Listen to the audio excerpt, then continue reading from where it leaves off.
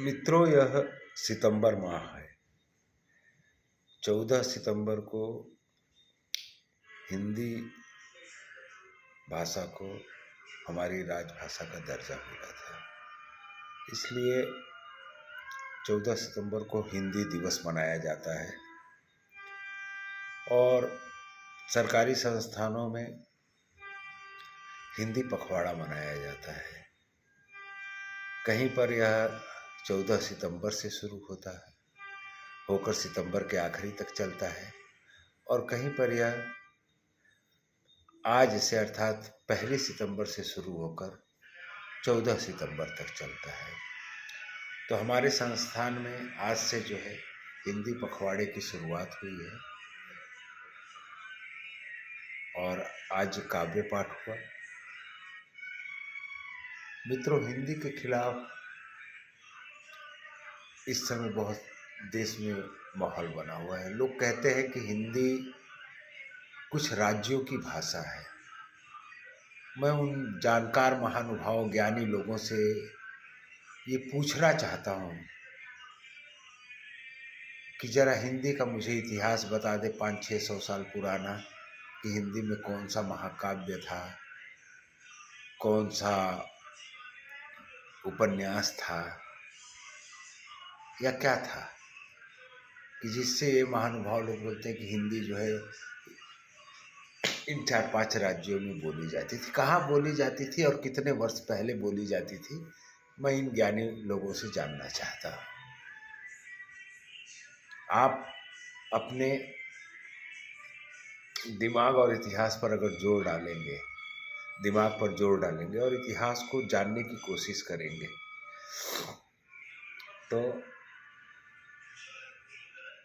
यह जो है मात्र 200-300 साल पहले की भाषा है और 1857 के बाद हिंदी भाषा जो है का जो आधुनिक रूप है यह 1857 के बाद तय हुआ है। और अगर सच कहा जाए तो भारतेंदु हरिश्चंद्र जी को जो है हम आधुनिक हिंदू के जनक मानते हैं। भारतेंदु हरिश्चंद्र कितने साल पहले के थे? ये बातें सोचनी चाहिए इन महान भाव नेताओं को, इन ज्ञानी पुरुषों को,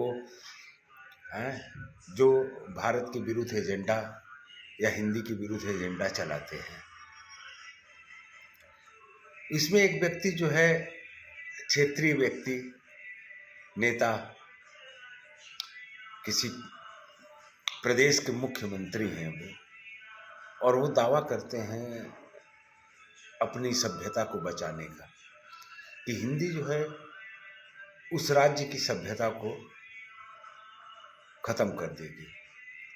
और उस व्यक्ति का नाम ही पाश्चात्यवाद पे है, पाश्चात्यवादी नाम है। आप बता दें मुझे कि क्या स्टालिन तमिल या किसी भी भारतीय शब्द का परिचायक है? किसी भी भारतीय सभ्यता, वह तमिल ही सभ्यता क्यों ना हो, में को स्टालिन जो है आगे बढ़ा सकता है कि स्टालिन तमिल सभ्यता का नाश कर सकता है? यह कौन सा शब्द है? तो जो जिस व्यक्ति का नाम ही अपनी सभ्यता को खत्म करने का कारण है, परिचायक है, वह व्यक्ति जो है भाषा के नाम पे सभ्यता बचाना चाहता है। और हम इसके खिलाफ एक्चुअली बोलते नहीं हैं। हमें देश से नहीं लेना रहता है। या तो राजनीतिक व्यक्ति ही इस पे बोलता है, गैर राजनीतिक व्यक्ति कोई बोलता ही नहीं है। या तो पत्रकार कोई बोलेगा कि जिससे अपनी टीआरपी, जिससे ये सब लेना रहता है। हम गैर राजनीतिक व्यक्ति अगर यह देखें तो हक, तो मैं यही, मेरे कहने का तात्पर्य है कि हिंदी जो है 1857 के बाद जब गदर बड़ी वीरता पूर्वक लड़ा गया और उसके बावजूद हम परास्त हुए, हारे, तो उस समय जो हमारे पूर्वज थे, हमारे वीर स्वतंत्रता सेनानी थे, जो उस युद्ध में बच गए थे और हार का मुंह देखे, लेकिन जिनके अंदर अभी भी स्वतंत्रता प्राप्ति का जुनून समाया हुआ था, जिनका स्वाभिमान उन्हें कचोट रहा था, वे लोग, इसमें सारे भारत के लोग हैं, वो होलकर हो या लक्ष्मीबाई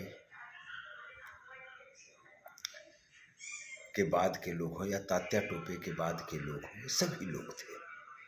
इसमें हमें किसका जाति और मजहब और जाति और ये देखो क्षेत्र, ये सब भारतीय थे। इन लोगों ने मनन मंथन किया कि आखिर क्या कारण था कि हम हार गए।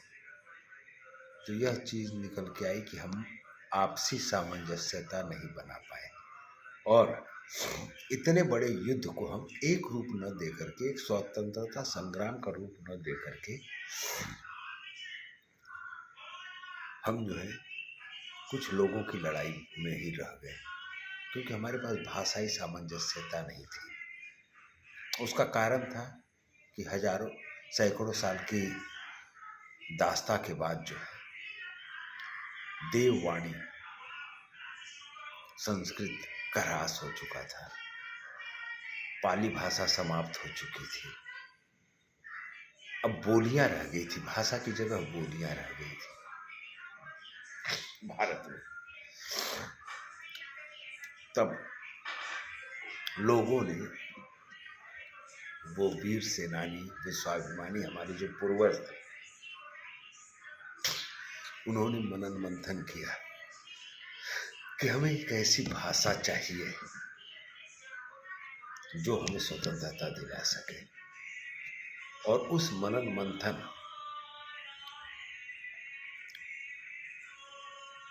से हिंदी रूपी अमृत हमें प्राप्त हुआ। अर्थात हिंदी जो है भारत की स्वतंत्रता के लिए ही जन्म हुआ हिंदी का, और यह सर्वमान्य भाषा थी उस समय। टैगोर जी हिंदी भाषी थे, सुब्रमण्यम भारती जी हिंदी भाषी थे। ये सभी लोगों ने हिंदी को अपनाया और इन लोगों ने अपनी काव्यात्मकता, गद्य से एक ऐसा माहौल तैयार किया कि लोगों में स्वतंत्रता के लिए, भारत की पराधीनता के प्रति लोगों में गुस्सा आ गया और स्वतंत्रता के लिए लोग जागरूक हुए। अत्याचार के खिलाफ एक आवाज बुलंद हुई और एक संदेश जो है इस छोर से उस छोर पहुंचा सके, जन जन तक इस स्वतंत्रता संग्राम को पहुंचाए। तब जाकर गांधी के सत्याग्रह सफल हुआ, तब जाकर नेताजी सुभाष चंद्र बोस ने चलो दिल्ली का यह नारा देकर देश को पुकारा, अंग्रेजों को ललकारा। आजाद ने आजाद कहकर अपने आप को अंग्रेजों को ललकारा। चारों तरफ से अंग्रेजों के शासन के खिलाफ आवाजें उठने लगी और हिंदी वह अमोघ अस्त्र, वह वज्र अस्त्र, वह ब्रह्मास्त्र थी जिसने इस स्वतंत्रता संग्राम के यज्ञ में घृत का काम किया और इसे धधकाया, बढ़ाया और अंततः हमें स्वतंत्र भारत को हम देख पाए। दोस्तों, इसलिए हिंदी जो है किसी राज्य विशेष की भाषा नहीं, किसी क्षेत्र विशेष की भाषा नहीं। हिंदी जो है वह राष्ट्रभाषा है। इसे नेताजी ने भी कहा, इसे गांधी जी ने भी कहा, इसे टैगोर ने भी कहा, इसे सुब्रमण्यम भारती जी ने भी कहा और इसे बाबा साहब अम्बेडकर ने भी कहा। ये लोग भ्रामक बातें फैलाते हैं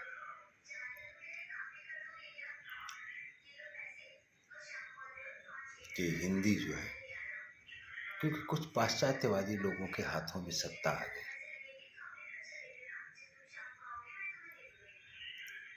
और वे पाश्चात्यवादी लोग नहीं चाहते थे कि हिंदी जो है सत्ता की भाषा बने,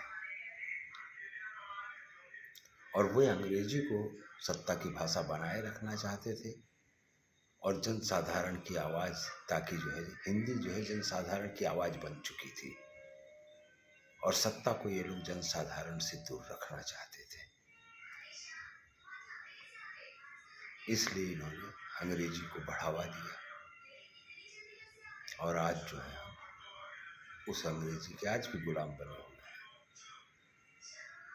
मित्रों, आज के लिए बस इतना ही, आगे फिर